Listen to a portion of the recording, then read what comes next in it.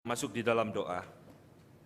Bapa, kami kembali menghampiri Engkau dengan hati yang penuh kegentaran, sekaligus hati yang penuh sukacita, karena Tuhan sudah melayakkan kami, menebus kami melalui Yesus, sehingga kami hari ini boleh disebut sebagai anak-anak Allah. Kami mau membawa hati kami, pikiran kami, untuk diisi oleh kebenaran firman Tuhan. Khusus pada hari ini ya Tuhan, kami akan berbicara mengenai Pentakosta, karya Roh Kudus di dalam hidup orang percaya. Biarlah Tuhan sekali lagi menolong kami untuk memahami tentang kebenaran firman-Mu ini. Pimpin hamba-Mu yang berbicara, pimpin setiap kami yang mendengarkan. Biarlah Tuhan boleh menikmati ibadah kami pada pagi hari ini. Dengar doa kami. Di dalam nama Tuhan kami Yesus Kristus, kami berdoa dan mengucap syukur. Amin. Selamat pagi Bapak Ibu sekalian yang saya kasih dalam Tuhan. Halo, selamat pagi. Ya, saudara-saudara yang dikasihi Tuhan, selamat pagi juga bagi saudara yang mengikuti ibadah ini di rumah saudara masing-masing, dimanapun saudara berada. Saudara, hari ini adalah hari khusus di dalam 365 hari yang Tuhan berikan selama 1 tahun. Karena hari ini kita akan mengingat peristiwa Pentakosta. Di dalam sejarah gereja, kita berulang kali mengingat momen-momen penting di dalam hidup Tuhan Yesus. Kelahirannya, kematiannya, kebangkitannya, dan barusan kenaikannya. Minimal ada 4 momen penting di dalam sepanjang tahun kita mengingat karya Kristus bagi kita. Tetapi saudara, Roh Kudus hanya kita rayakan, kita peringati satu-satunya kali, yaitu di dalam peristiwa Pentakosta. Oleh sebab itu, hari ini adalah hari yang istimewa, karena Roh Kudus sangat jarang sekali dikhotbahkan di gereja pada masa sekarang. Maka hari ini kita akan menggali beberapa poin-poin penting, pengajaran-pengajaran penting tentang Roh Kudus, untuk mengingatkan kita kembali, membangkitkan akan rohani kita kembali. Saudara, mari kita membuka sekarang Injil Yohanes, pasal yang ke-16, ayat yang ke-13. Yohanes pasal 16 ayat yang ke-13. Saya akan membacakan, saudara menyimak baik-baik. Di dalam Yohanes 16 ayat 13, inilah perkataan Tuhan Yesus yang berkata demikian. Tetapi apabila Ia datang, yaitu Roh kebenaran, Ia akan memimpin kamu ke dalam seluruh kebenaran, sebab Ia tidak akan berkata-kata dari dirinya sendiri, tetapi segala sesuatu yang didengarnya, itulah yang dikatakannya, dan Ia akan memberitakan kepadamu hal-hal yang akan datang. Saudara, di dalam budaya orang Yahudi, mereka juga sama seperti kebanyakan bangsa-bangsa lain di dunia, mereka memiliki hari raya penting di dalam kehidupan mereka, atau yang kita kenal dengan istilah festival. Saudara, beberapa hari raya penting orang Yahudi ini sangat berkaitan dengan iman Kristen kita. Paling tidak ada 2 hari raya penting, saudara, yang seringkali kita tidak sadari, itu memiliki hubungan yang erat dengan iman percaya kita. Yang pertama itu adalah hari raya Passover dan hari raya roti tidak beragi. Ini satu perayaan yang mengingatkan bagaimana Tuhan memimpin bangsa Israel keluar dari tanah Mesir dengan memotong anak domba. Malam sebelum mereka keluar meninggalkan Mesir, Tuhan memberikan perintah potong seekor anak domba, lalu darahnya oleskan di pintu supaya rumahmu tidak mengalami kematian anak sulungnya. Saudara, inilah bayang-bayang daripada kematian Kristus. Sebelum hukum Taurat diberikan, sebelum ada upacara potong anak domba di dalam hukum Taurat, Tuhan sudah memberikan bayang-bayang kematian Kristus melalui anak domba di hari raya Paskah Perjanjian Lama. Dan itulah sebabnya peristiwa ini digenapi melalui kematian Kristus yang juga mati pada hari raya Paskah orang Yahudi. Saudara-saudara, di dalam Keluaran 12 ayat 14, Tuhan mengatakan, hari ini akan menjadi hari peringatan bagimu. Kamu harus merayakannya sebagai hari raya Tuhan turun-temurun. Kamu harus merayakannya sebagai ketetapan untuk selamanya. Kita tidak lagi hidup dalam perjanjian lama, tetapi kita tetap melihat ini satu hubungan yang erat pasca perjanjian lama digenapi melalui kematian Kristus di dalam perjanjian baru. Saudara, hari raya kedua di dalam budaya Yahudi itu disebut dengan Feast of Harvest atau kadang-kadang disebut dengan Feast of the Week. Ini muncul saudara di dalam Keluaran 23 ayat ke-16 ketika Tuhan memberikan perintah, kau peliharalah juga hari raya menuai, Feast of Harvest, yang yakni menuai bunga-bungaran dari hasil usahamu menabur di ladang. Demikian juga hari raya pengumpulan pada akhir tahun, apabila engkau mengumpulkan hasil usahamu dari ladang. Orang Yahudi tidak mengenal istilah Pentakosta, tidak mengenal hari raya Pentakosta. Mereka hanya mengenal hari raya panen, hari raya menuai.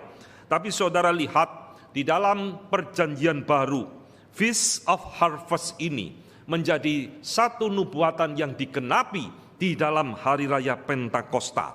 Saudara, Pentakosta artinya 50 hari. Karena dihitung 50 hari setelah kebangkitan Kristus atau 10 hari setelah kenaikannya. Disitulah Tuhan mencurahkan Roh Kudus kepada gereja. Dan hari Pentakosta pertama, disitulah menjadi panen pertama Tuhan berikan kepada gereja. Dan Tuhan memberikan 3.000 orang bertobat pada hari itu. Jadi saudara-saudara, inilah hubungan dua hari raya festival orang Yahudi yang penting bagi iman kita. Hari ini kita akan berbicara tentang Pentakosta.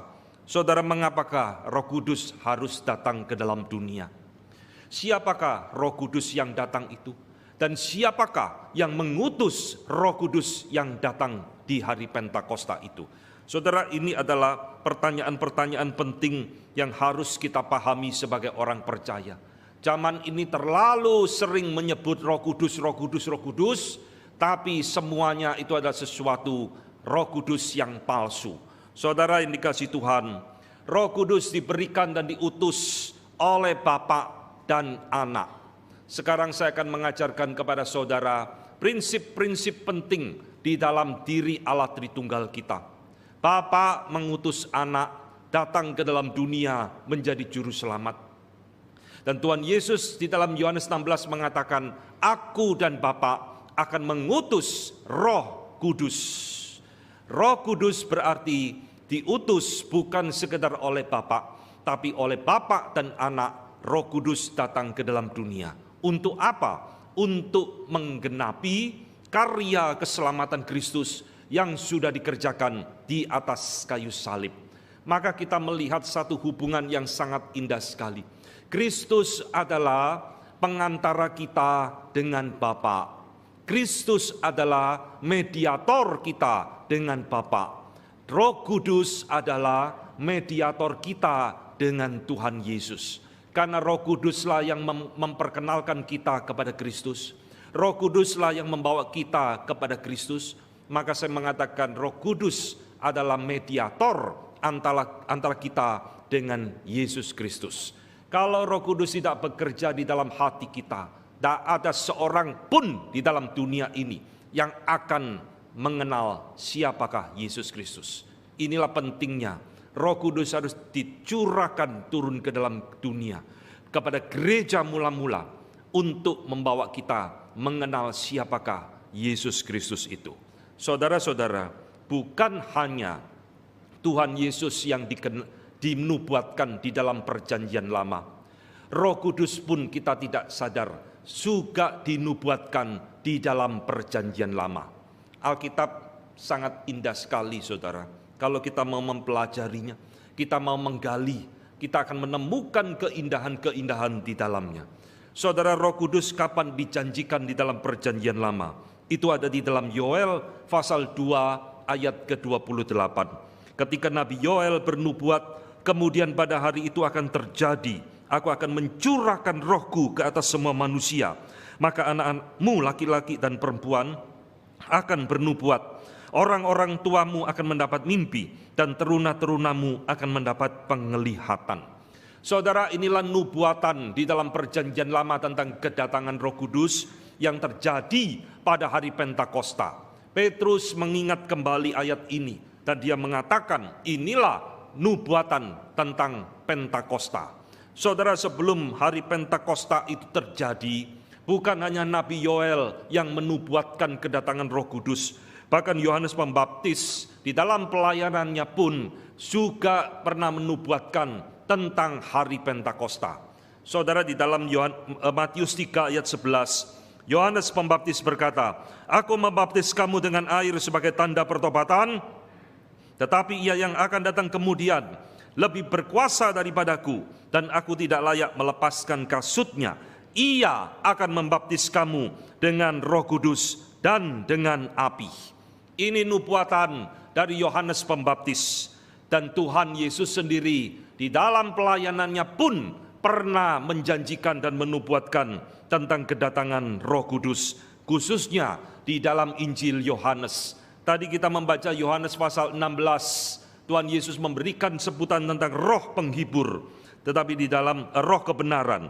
Tetapi di dalam Yohanes 14 ayat 26, Tuhan Yesus berkata, "Tetapi penghibur, yaitu Roh Kudus, yang akan diutus oleh Bapa dalam namaku, Dialah yang akan mengajarkan segala sesuatu kepadamu dan akan mengingatkan kamu apa yang telah kukatakan kepadamu."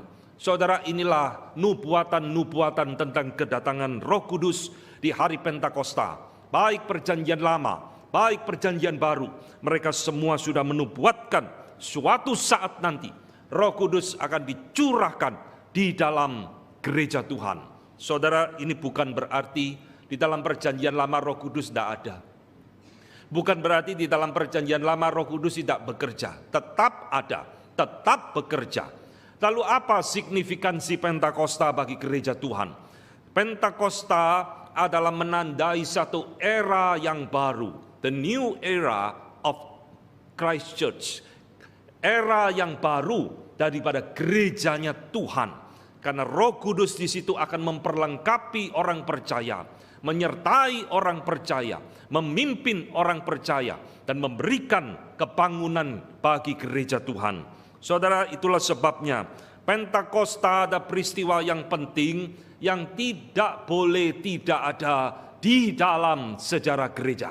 Ini harus terjadi.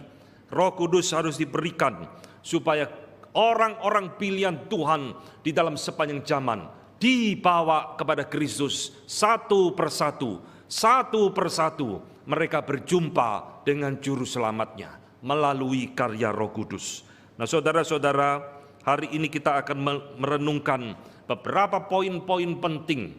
Meskipun Pentakosta sudah terjadi kira-kira 2000 tahun yang lalu, mengapa gereja zaman sekarang tetap berada di dalam kekacauan pemahaman tentang Roh Kudus? Bukankah Tuhan Yesus tadi berkata, kalau Roh kebenaran itu kuutus, Dia akan memimpin kamu mengerti seluruh kebenaran. Tapi mengapa banyak gereja sekarang tetap di dalam kekacauan mengerti dan memahami tentang siapakah Roh Kudus? Ini satu ironis sekali. Bukankah Roh Kudus itu harus memimpin akal budi kita mengerti firman? Tapi justru di dalam banyak gereja tetap terjadi kekacauan-kekacauan tentang Roh Kudus. Saudara sekalian, abad ke-20, saudara harus tahu, abad ke-20 dibuka dengan satu kesalahan pemahaman tentang Roh Kudus dan karyanya yang berdampak hingga hari ini. Ini kalau dihitung terjadi tahun 1906 di dalam peristiwa Azusa Street di Amerika. Di situ terjadi satu kebangunan rohani yang mereka klaim inilah karya Roh Kudus. Maka disebut dengan Azusa Street Revival yang dipelopori oleh seorang bernama William Seymour dan gurunya Charles Fox Parham. Saudara, di dalam peristiwa itulah pertama kali muncul manifestasi-manifestasi yang disebut dengan karya Roh Kudus di dalam speaking in tongue. Akhirnya itu menjalar ke seluruh dunia dan menjadi satu gerakan yang namanya Pentakostalisme. Dan kemudian kira-kira tahun 1960 muncul sempalan dari Pentakosta yang disebut dengan gerakan Charismatic Movement yang saudara lihat dampaknya hingga hari ini. Nah, saudara-saudara, hari ini kita akan merenungkan tentang karya Roh Kudus. Bagaimana sebenarnya Roh Kudus bekerja? Siapakah Roh Kudus itu? Maka hari ini saya akan memberikan 3 poin penting, mengingatkan saudara, mendidik saudara, supaya saudara tidak memiliki pemahaman yang keliru tentang Roh Kudus dan karyanya. Saya menemukan paling tidak ada 3 krisis utama di dalam zaman ini yang berkaitan dengan Roh Kudus. Saudara-saudara, 3 krisis itu saya sebut yang pertama adalah krisis identitas Roh Kudus yang palsu. Krisis identitas Roh Kudus yang palsu. Gereja boleh menyebut Roh Kudus, Roh Kudus, Roh Kudus. Tapi Roh Kudus yang mana yang dipercaya? Roh Kudus seperti apa yang dipercaya? Ini 2 pertanyaan yang penting sekali. Saudara-saudara, siapakah Roh Kudus yang datang di hari Pentakosta itu? Yang turun di dalam bentuk lidah api di atas kepala para rasul dan 120 murid Tuhan Yesus lain. Siapakah Roh Kudus yang datang pada hari itu? Saudara, ini pertanyaan yang tidak gampang dijawab. Sebab di dalam sejarah gereja, ketika gereja sudah mulai berdiri di atas bumi ini, sudah begitu banyak pemahaman tentang Roh Kudus yang menyimpang. Hari ini saya akan memberikan 2 contoh saja, saudara. Bagaimana bapak-bapak gereja salah memahami Roh Kudus, dan itu sekali lagi berdampak kepada gereja hingga hari ini. Saya ulangi, hingga hari ini. Itulah sebabnya hari ini saya ingin saudara beres semua pemahaman tentang identitas Roh Kudus yang benar. Saudara-saudara, bapak gereja pertama yang salah memahami tentang identitas Roh Kudus adalah seorang bapak gereja yang namanya Arius.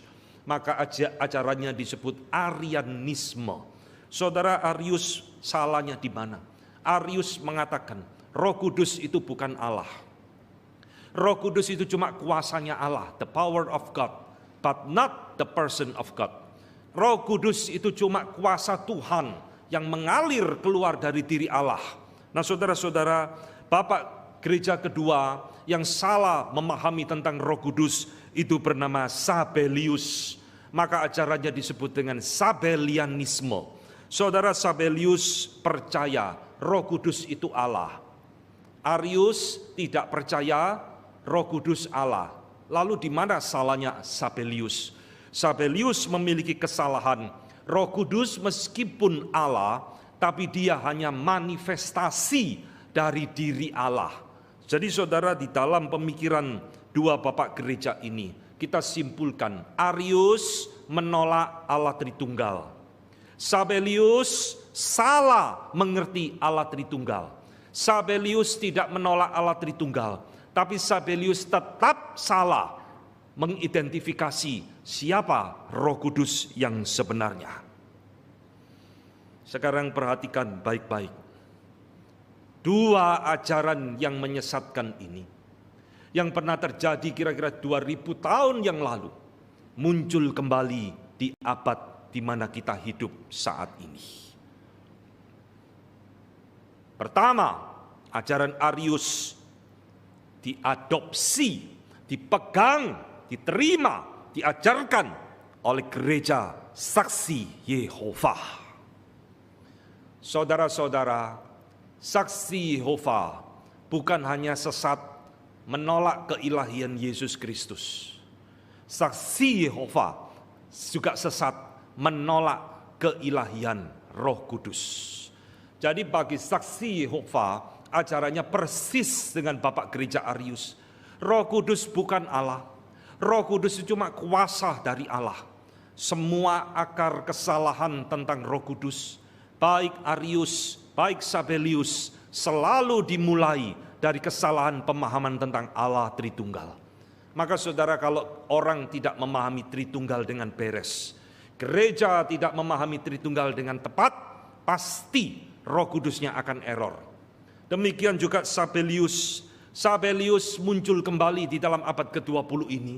Pandangannya diadopsi oleh gereja-gereja beraliran Pentakosta dan karismatik.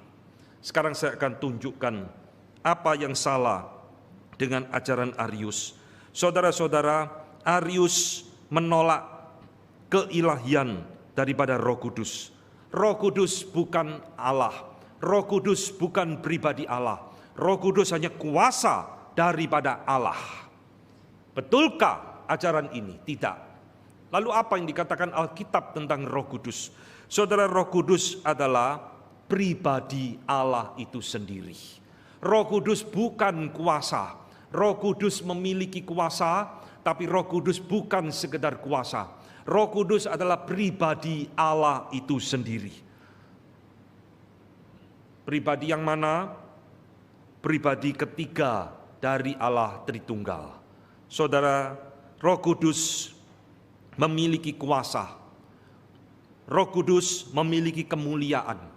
Roh Kudus memiliki sifat yang sama dengan Bapa dan Anak.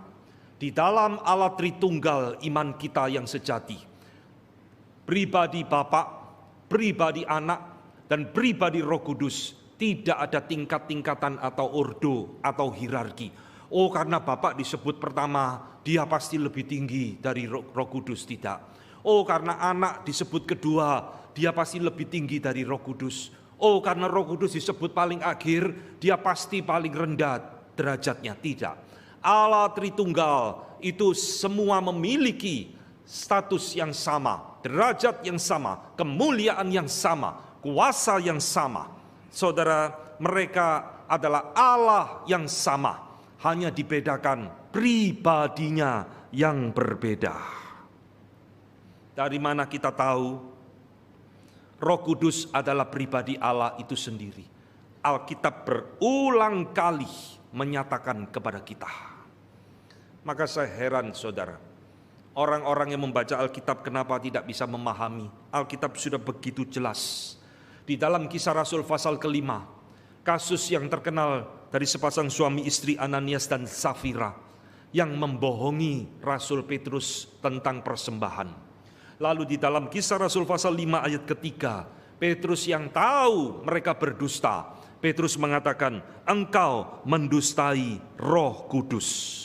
Dan di dalam ayat kelima, Kisah Rasul pasal kelima, Petrus kembali mengulang perkataannya dengan sedikit berbeda. Engkau mendustai Allah. Saudara, ayat ini memberikan kepada kita kesimpulan, Roh Kudus adalah Allah itu sendiri.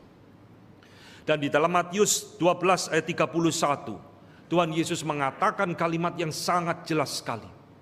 Barang siapa menghujat Roh Kudus, itu ada dosa yang tidak terampuni. Cukup dua ayat ini menunjukkan Roh Kudus adalah pribadi Allah itu sendiri. Ini bukan kuasa, saudara.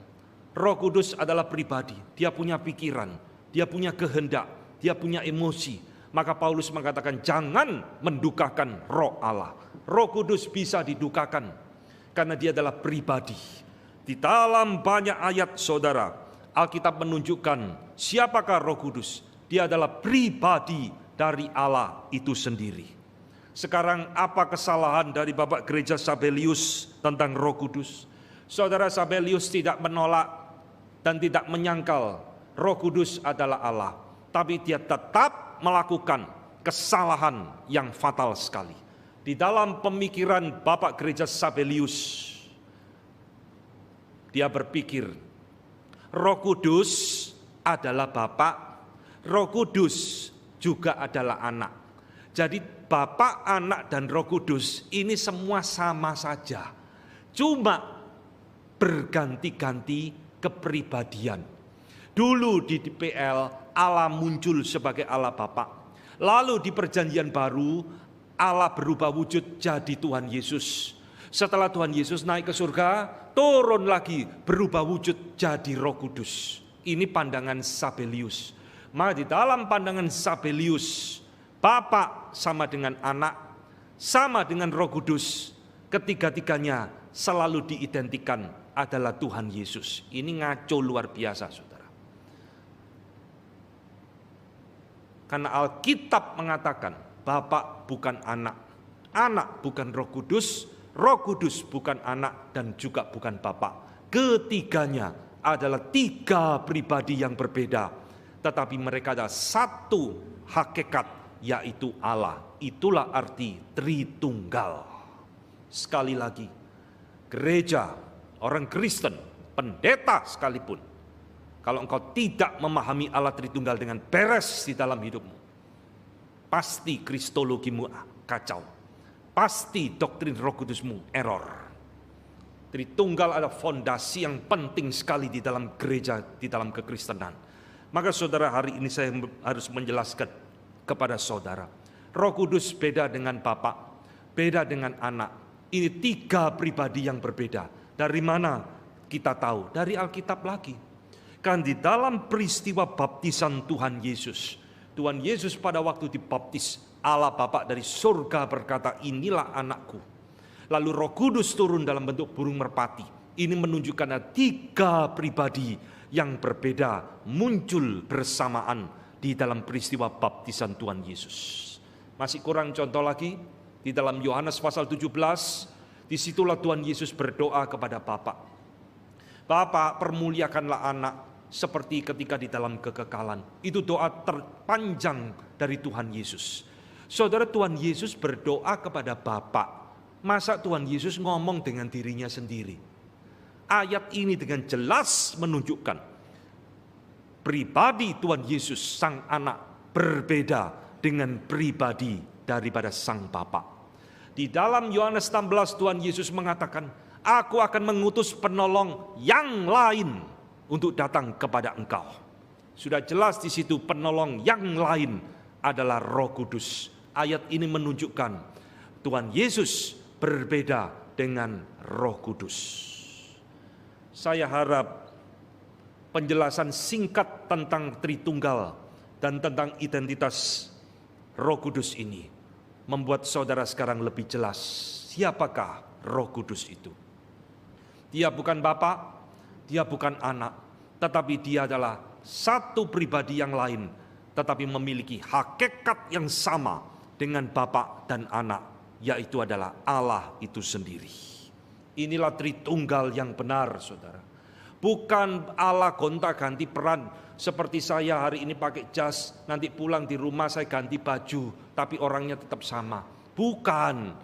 Bapa, Anak, dan Roh Kudus, tiga pribadi yang berbeda, memiliki peran yang berbeda-beda di dalam keselamatan, di dalam hidup orang percaya.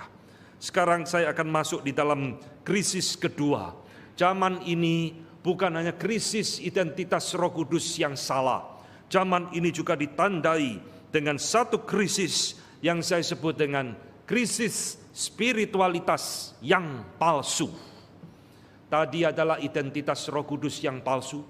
Sekarang saya mau berbicara tentang krisis spiritualitas yang palsu.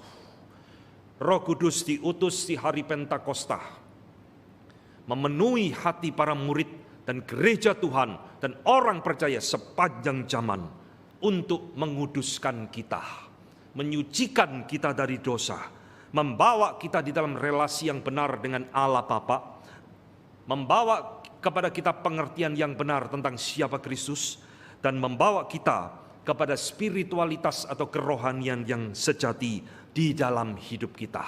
Inilah tujuan Roh Kudus salah satunya dicurahkan di dalam hari Pentakosta.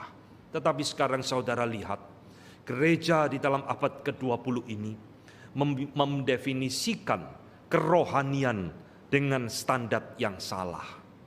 Apa sih arti rohani itu? Apa arti spiritual? Semua orang ingin dekat Tuhan. Semua orang ingin jadi orang yang rohani, cinta Tuhan, dan sebagainya. Tapi gereja zaman abad ini melakukan dan memiliki pemahaman yang salah tentang spiritualitas yang sejati. Saudara-saudara, sekarang gereja mengatakan, oh, orang yang cinta Tuhan adalah ketika hidupmu makmur, diberkati oleh Tuhan. Berarti cinta Tuhan mencintai engkau, Tuhan sayang kepada engkau, maka engkau dijadikan kaya, makmur, dan hidup sehat, tidak ada masalah Itulah buktinya cinta Tuhan kepada engkau, sekaligus bukti engkau orang yang rohani karena dicintai Tuhan. Saudara, ini ajaran yang menyesatkan luar biasa. Di dalam aspek yang lain, orang mengatakan dan mengajarkan bagaimana saya bisa menjadi orang yang rohani, ditandai dengan apa yang disebut dengan baptisan Roh Kudus. Saudara pernah mendengar istilah baptisan Roh Kudus? Istilah ini hanya muncul di dalam perkataan sebenarnya dari Yohanes Pembaptis yang tadi sudah kita baca.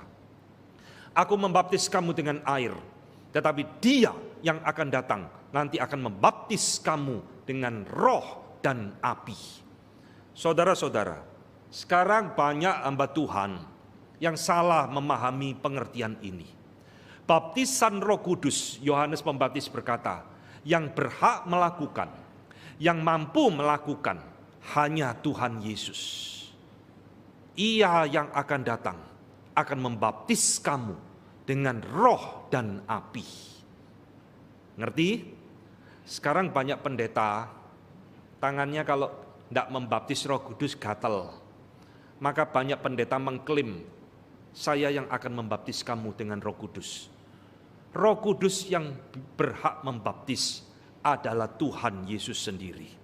Maka baptisan Roh Kudus itu adalah satu peristiwa yang terjadi di dalam hidup orang percaya pada waktu dia bertobat dan terima Tuhan Yesus. Saya ulangi lagi. Kapan baptisan Roh Kudus terjadi? Bukan setelah pertobatan. Saudara, gereja-gereja yang salah memahami baptisan Roh Kudus selalu mengatakan, engkau sudah percaya Tuhan, tidak cukup. Engkau harus dibaptis Roh Kudus. Dan setelah dibaptis Roh Kudus, tandanya engkau ada speaking in tongue.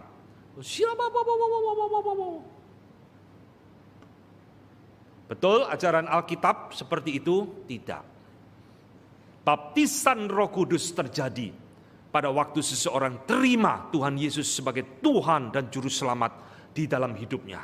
Karena yang membaptis Roh Kudus adalah Kristus sendiri, bukan pendeta. Dengar baik-baik. Supaya engkau jadi orang Kristen yang cerdas, mengerti, membedakan yang salah dan yang benar. Yang membaptis Roh Kudus bukan manusia, tetapi ada Kristus sendiri. Ini yang dikatakan oleh Yohanes Pembaptis. Maka saudara perhatikan, zaman ini ditandai dengan kerohanian yang palsu. Apa sih definisi orang rohani? Oh, kalau engkau memanifestasikan karunia-karunia Roh Kudus di dalam hidupmu. Engkau orang yang rohani kalau engkau bisa speaking in tongue. Engkau orang rohani kalau engkau mengalami apa yang disebut dengan holy laughter, tertawa kudus. Saudara, 20 tahun yang lalu gerakan holy laughter, tertawa kudus melanda seluruh dunia termasuk masuk ke Indonesia. Wah, orang di dalam ibadah ketawa-ketawa, tidak ada firman, ketawa gulung-gulung berjam-jam, mengatakan inilah orang yang rohani, orang yang dipenuhi dengan Roh Kudus dan sebagainya. Sekali lagi saya mengatakan, ini bukan karya Roh Kudus, ini karya roh jahat di dalam hidup seseorang. Karena Roh Kudus tidak pernah bekerja dengan cara seperti ini. Maka sekarang kita mengerti, saudara, kerohanian seseorang jangan diukur dari fenomena-fenomena seperti itu. Kerohanian seseorang jangan dinilai dari dia bisa speaking in tongue atau tidak. Lalu apa sih kriteria kerohanian yang sejati menurut Alkitab? Sekarang saya akan tunjukkan kepada saudara.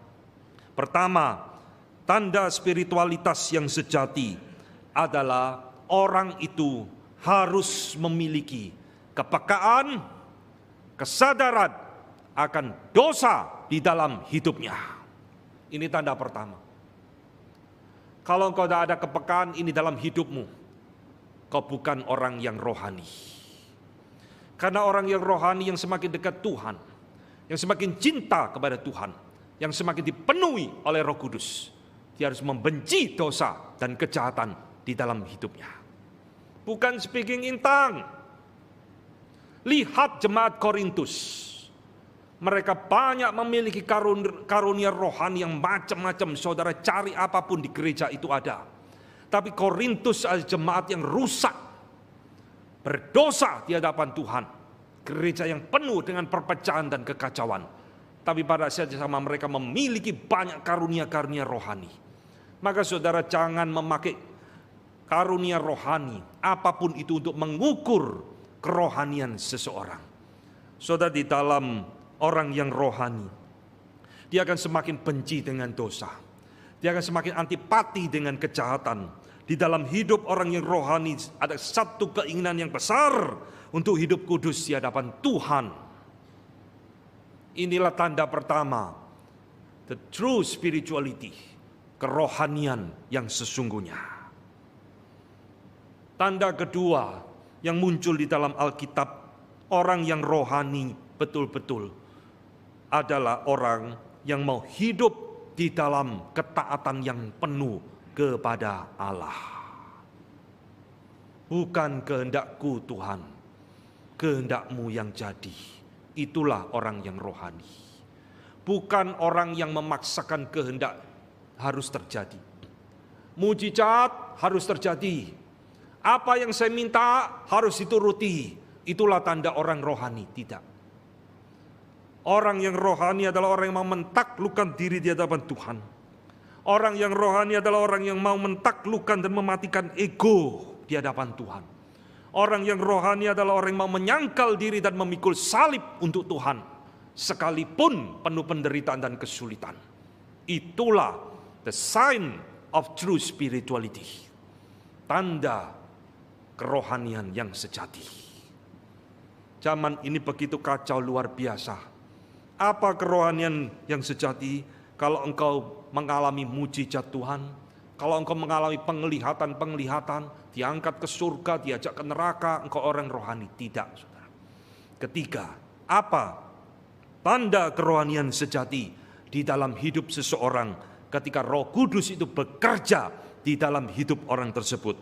Kerohanian sejati ditandai dengan munculnya apa yang disebut dengan buah Roh Kudus. Galatia 5 ayat ke-22. Roh Kudus kalau memenuhi hidup seseorang, bukan menjadikan orang itu speaking intang gulung-gulung atau ketawa-ketawa, tidak. Tapi akan memunculkan yang disebut dengan the fruit of Holy Spirit. Buah Roh Kudus. Kasih, sukacita, damai sejahtera, kebaikan, kemurah hatian, kelemah lembutan, dan penguasaan diri dan sebagainya. Ada 9 buah Roh Kudus yang Paulus tuliskan di dalam Galatia 5 ayat ke-22. Saudara-saudara, kerohanian sejati tidak mungkin bisa dicapai secara instan. Kalau ada hamba Tuhan mengatakan, kamu mau jadi orang rohani cinta Tuhan, mari sini saya tumpangi tangan, saya baptis kau Roh Kudus, engkau akan jadi orang rohani. Itu omong kosong, saudara. Karena kehidupan rohani itu adalah satu proses yang terus-menerus berjuang melawan dosa dan kedagingan seumur hidup kita. Tidak ada cara instan. Tidak ada cara instan. Ini Roh Kudus bekerja melalui proses yang panjang, memurnikan, menguduskan, membentuk kita, memoles kita sepanjang hidup kita. Saudara-saudara, inilah krisis kedua yang terjadi di dalam zaman ini. Orang begitu gampang mengatakan inilah karya Roh Kudus, inilah karya Roh Kudus. Tetapi apa yang diajarkan seringkali bertentangan dengan firman Tuhan. Sekarang yang ketiga, Bapak Ibu sekalian, apa yang menjadi krisis di dalam zaman ini? Yang saya sebut sebagai krisis kebangunan rohani yang palsu. Roh Kudus diutus di hari Pentakosta untuk memberikan kebangunan rohani bagi para rasul. Karena hari itu para rasul sudah nyalinya hilang, ketakutan, gurunya sudah mati dan sebagainya. Maka mereka perlu kuasa Roh Kudus untuk membakar hati mereka kembali berapi-api. Hari Pentakosta menjadi hari kebangunan rohani bagi gereja Tuhan, khususnya bagi para rasul. Petrus yang penakut, hari itu di Pentakosta dia berkhotbah dengan berapi-api memberitakan firman. Saudara, Pentakosta adalah hari yang membakar hati gereja Tuhan. Pentakosta adalah hari yang memberikan kebangunan sejati bagi gereja Tuhan. Tetapi sekarang kita lihat, kebangunan rohani begitu gampang dipalsukan di dalam zaman ini. Kebangunan rohani bisa terjadi secara individu maupun di dalam kelompok massa seperti hari Pentakosta. Saudara-saudara, apa sih yang membedakan dan apa yang menjadi ciri-ciri kebangunan rohani sejati dan kebangunan rohani yang palsu? Kalau saudara terima uang, saudara tidak bisa bedakan ini uang asli atau uang palsu, karena saudara tidak terlatih. Tapi kalau saudara kasih uang kepada petugas bank yang terlatih, mungkin cuma melihat atau dipegang sedikit tahu ini asli, ini palsu. Saudara harus jadi orang Kristen yang rohanimu terlatih, supaya engkau bisa membedakan ini kebangunan rohani sejati, ini kebangunan rohani palsu.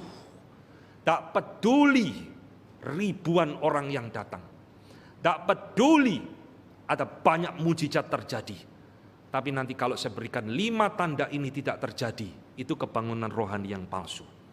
Saudara-saudara, kebangunan rohani yang sejati selalu membakar hati untuk Tuhan. Ini prinsipnya. Kebangunan rohani sejati seperti Pentakosta membakar hati para rasul untuk mau hidup bagi Tuhan. Kebangunan rohani yang palsu selalu untuk memuaskan diri. Dengar baik-baik. Kebangunan rohani yang palsu selalu orientasinya untuk diri, bukan untuk Tuhan. Ayo datang. Yang sakit saya jadikan sembuh. Yang miskin saya jadikan kaya. Yang banyak masalah saya bereskan semua. Semua untuk saya. Tuhannya mana? Tidak ada. Tuhan jadi jongosnya saya. Itu kebangunan rohani yang palsu. Paham? Kebangunan rohani sejati bukan untuk saya. Saya mungkin tetap sakit. Saya mungkin tetap dalam masalah. Tapi hatiku dibakar. Kesakitanku tidak bisa menghalangi cintaku untuk Tuhan. Masalahku, problemku mungkin tetap ada. Tapi sekarang saya mau hidup berdedikasi untuk Tuhan. Itu kebangunan rohani yang sejati. Saudara-saudara, semua ini harus kita lihat kebangunan rohani yang sejati. Roh Kudus memakai firman untuk merubah hidup seseorang. Ini kunci yang penting sekali. Kebangunan rohani yang palsu, tidak ada firman, saudara. Ya mungkin baca Alkitab, ya mungkin ngomongkan firman, tapi yang diberitakan tidak ada teguran dosa, yang diberitakan tidak ada panggilan pertobatan, yang diberitakan hanya mujizat-mujizat dan penglihatan-penglihatan. Saudara-saudara yang dikasihi Tuhan, lihatlah kembali di dalam Alkitab, karena Alkitab inilah kunci untuk menguji segala sesuatu. Perjanjian Lama di dalam Nehemia pasal ke-7, saudara baca nanti di rumah. Esra berkhotbah, membacakan Taurat Tuhan kepada bangsa Israel yang sudah kawin campur dak karu-karuan. Mereka berdosa kepada Tuhan. Dan Esra berkhotbah membacakan Taurat Tuhan.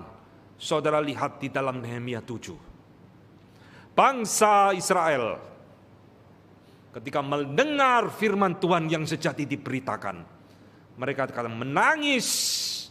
Mereka menyesali dosa. Mereka disadarkan dosa mereka. Mereka berbalik kepada Tuhan. Ada mujizat enggak? Tidak ada.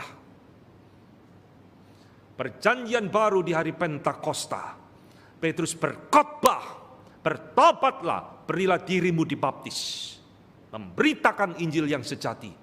Tuhan memberkati 3.000 orang bertobat dengan iman yang sungguh-sungguh. Ada mujizat? Tidak ada. Kebangunan rohani yang sejati harus didasarkan dengan pemberitaan firman yang sejati. Ini kunci penting, saudara. Hari ini jadilah orang Kristen yang cerdas, supaya engkau tidak mudah ditipu oleh fenomena kebangunan-kebangunan rohani. Tanpa firman, Roh Kudus tak bekerja. Roh Kudus bekerja melalui pemberitaan firman yang sejati. Maka jangan terlalu gampang melihat puluhan ribu orang berbondong-bondong, wah kebangunan rohani. Melihat mujizat-mujizat terjadi, wah kebangunan rohani. Padahal di sana tidak ada firman yang diberitakan, tidak ada teguran dosa, tidak ada panggilan pertobatan. Sekarang saya akan memberikan kepada saudara 5 prinsip kunci tanda kebangunan rohani sejati yang diberikan oleh seorang tokoh Puritan yang bernama Jonathan Edwards. Saudara, Jonathan Edwards adalah orang penting di dalam sejarah gereja. Orang ini abad ke-17 dipakai oleh Tuhan keliling di daratan Amerika untuk memberikan the Great Awakening, kebangunan rohani sejati. Maka di dalam bukunya Distinguishing Mark of a Holy Spirit of God, dia memberikan 5 tanda ciri orang yang mengalami kebangunan rohani sejati atau kebangunan rohani sejati di dalam sebuah KKR. Pertama, perhatikan baik-baik. Edward mengatakan, kebangunan rohani sejati selalu akan membawa pengenalan kepada Kristus yang sejati. Saudara sekarang harus mengerti, di dalam sebuah kebangunan rohani, apa sih yang diberitakan? Kristus seperti apa yang diberitakan? Kalau yang diberitakan cuma Kristus penyembuh, Kristus pembuat mujizat, Kristus yang mengajak ke surga, ke neraka, Kristus yang memberi kekayaan, itu bukan Kristus yang sejati. Kebangunan rohani sejati harus membawa kita mengenal Kristus yang sejati. Dia adalah anak Allah. Dia adalah satu-satunya juru selamat. Dia adalah pribadi yang harus kita hormati, harus kita kasihi. Kalau saudara di dalam kebangunan rohani, saudara dibawa kepada momen seperti ini, saudara boleh mengatakan ini kebangunan rohani yang sejati. Saya sekarang semakin mengenal siapa Kristus di dalam hati saya. Oh, Kristus bukan seperti dukun yang sembuh-sembuhkan orang sakit tok. Dia diutus datang untuk menebus dosa saya. Dia diutus untuk mendamaikan saya dengan Allah. Ini kebangunan rohani yang sejati. Kalau saudara tidak menemukan ini bukan kebangunan rohani sejati. Tanda kedua, Jonathan Edwards mengatakan, kebangunan rohani sejati terjadi ketika kerajaan iblis diserang. Saudara, kebangunan rohani sejati ada peperangan rohani antara Allah dengan iblis. Ketika kerajaan iblis diserang di dalam kebangunan rohani, itu akan menimbulkan kesadaran akan dosa di dalam diri seseorang. Kebangunan rohani sejati akan mengajak orang itu keluar dari kerajaan iblis, berpindah kepada kerajaan Allah. Kebangunan rohani sejati akan mengajak orang itu meninggalkan dosa dan dunia dan berbalik kepada Tuhan. Inilah tanda kedua kebangunan rohani sejati. Ketika firman itu diberitakan dengan sungguh-sungguh, pasti itu akan menyerang iblis dan mengajak kita kembali kepada Tuhan. Adakah kita menemukan ini di dalam kebangunan rohani? Kalau tidak ada, itu bukan kebangunan rohani yang sejati. Ketiga, Jonathan Edwards mengatakan, kebangunan rohani yang sejati akan mencelikkan pikiran kita mengerti kitab suci dengan benar. Saudara ingat, bulan lalu saya berkhotbah di tempat ini, hari kebangkitan Tuhan Yesus. Dan saya mengkhotbahkan tentang faith and reason, iman dan akal budi. Ingat, di dalam khotbah itu saya mengatakan, iman sejati tidak pernah mematikan akal budi. Iman yang benar menuntun akal budi mengerti firman. Inilah tanda ketiga yang diberikan oleh Jonathan Edwards. Kalau engkau ikut kebangunan rohani, pulang engkau makin gak ngerti firman, makin bingung dengan firman, makin gak jelas isi firman Tuhan, engkau bukan menghadiri kebangunan rohani sejati. Karena Roh Kudus kalau bekerja sungguh-sungguh, Dia akan membawa pikiran kita mengerti firman Tuhan dengan tepat dan benar, memahaminya. Kalau itu kebangunan rohani sejati, Roh Kudus akan menjadikan kita merindukan firman, merindukan kita mempelajarinya. Kalau itu kebangunan rohani sejati, ketika kerohanianmu dibangun, kau akan tunduk kepada firman dan menjadikan firman ini pedoman di dalam hidup saudara. Bukan mujizat, bukan penglihatan-penglihatan. Saya tidak peduli firman, yang penting saya pulang sembuh. Saya tidak peduli firman, yang penting saya sekarang senang dipuaskan. Itu kebangunan rohani palsu. Kebangunan yang membuat engkau puas dengan keberadaanmu adalah kebangunan rohani yang palsu. Kebangunan rohani sejati harus membuat kita semakin mengerti firman dan menjadikan firman kesukaan di dalam hidup kita. Itulah kebangunan rohani yang sejati. Saya berani mengatakan, kalau itu terjadi, saya yakin Roh Kudus sedang bekerja di dalam hidupmu. Tanda yang keempat, kebangunan rohani sejati terjadi ketika manusia menunjukkan satu praktek kehidupan di dalam kebenaran. Sesudah meninggalkan dosa tidak cukup, dia akan mulai hidup di dalam kebenaran. Ingin hidup menyenangkan Tuhan, ingin hidup sesuai firman Tuhan, ingin hidup di dalam satu lurus, jalan yang lurus di hadapan Tuhan. Orang yang mengalami kebangunan rohani sejati, dia akan meninggalkan hidupnya yang lama dan sekarang hidup di dalam terang kebenaran firman Tuhan. Tidak berkompromi dengan kejahatan, tidak lagi suka dengan dosa, tapi dia mau hidup sungguh-sungguh bagi Tuhan. Adakah engkau temukan ini setelah engkau menghadiri kebangunan rohani?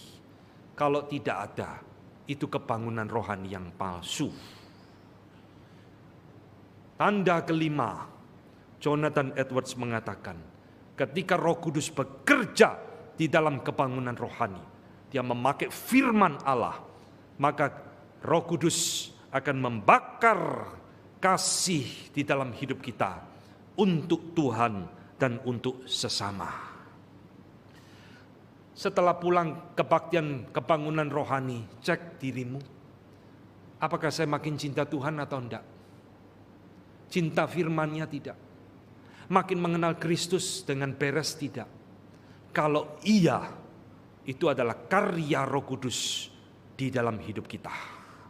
Kalau itu tidak ada, itu kebangunan rohani yang palsu.